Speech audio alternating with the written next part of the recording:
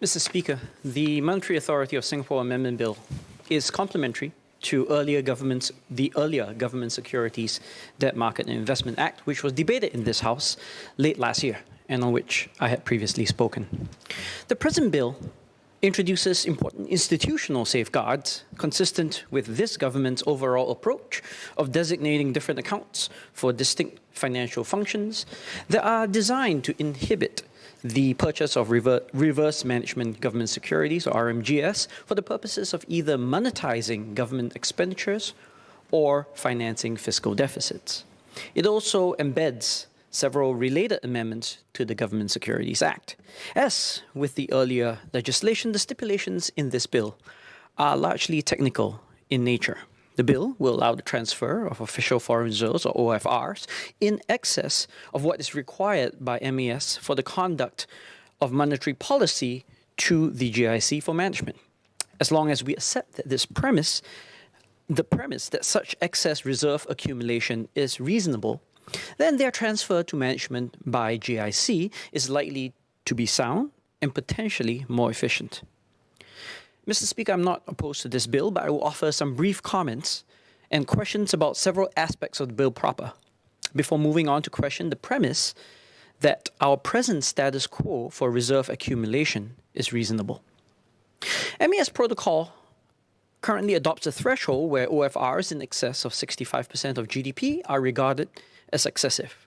Understand that this threshold is not established in law and is operationally determined.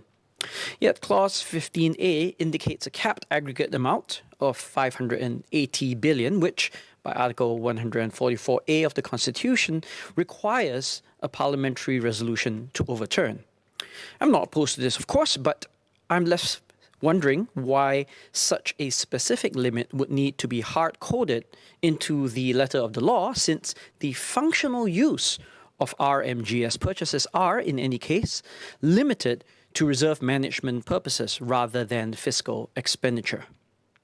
One is also left to wonder how the 65%, or for that matter, the 580 billion threshold was determined.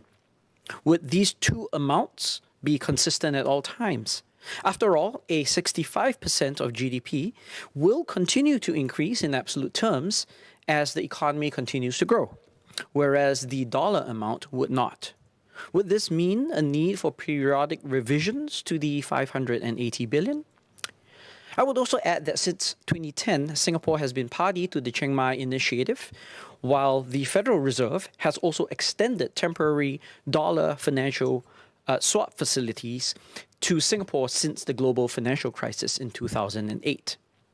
Does the threshold already account for the additional extra liquidity available as a result of these swap arrangements? Now, conversely, the abundant liquidity conditions currently in place resulting from large-scale asset purchases due to unconventional monetary policy operations such as quantitative easing appear globally to be steadily receding. The Fed has already announced tapering operations, and many central banks have already begun the process of low interest rate normalization. And markets already anticipate tighter liquidity conditions to set in around the middle of this year. Would the threshold be sufficient if we are no longer living in a world of abundant liquidity? Sir, the meta question that this bill poses, however, should also, in my view, be asked.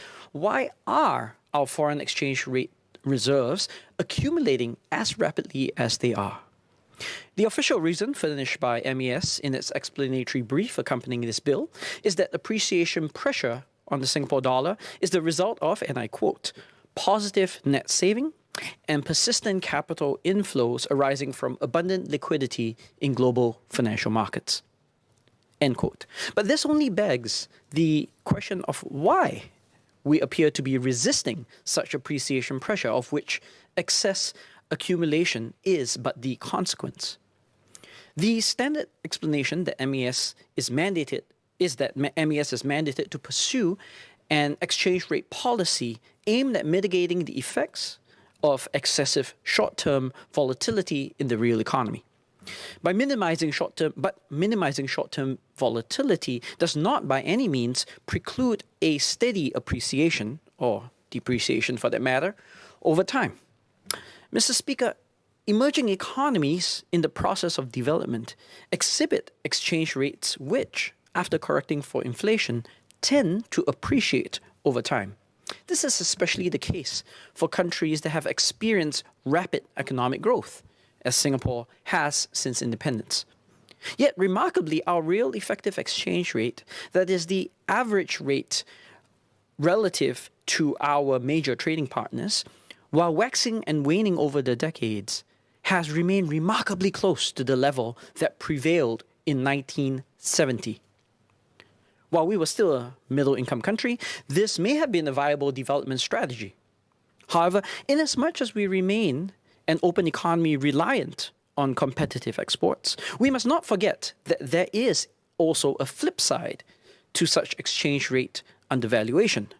Not only does this drive up the cost of the intermediate goods our manufacturers use as inputs to production, it also indirectly impoverishes our consumers, who must now face higher prices for the Nike shoes, Samsung TVs, and Apple iPhones that we import from elsewhere.